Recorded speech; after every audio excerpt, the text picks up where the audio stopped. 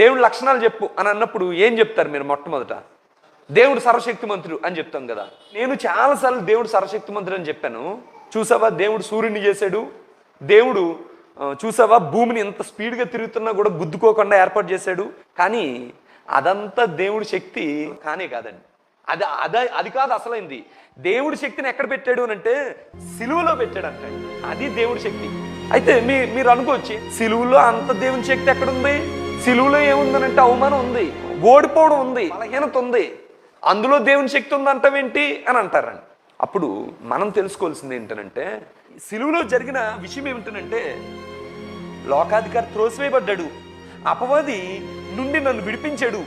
ఆ విడిపిస్తున్నప్పుడు అపవాది దగ్గర ఉన్న బలాన్ని తీసివేశాడు, పాతాళాన్ని కూడా నోరు మూసుకొని చెప్పాడు.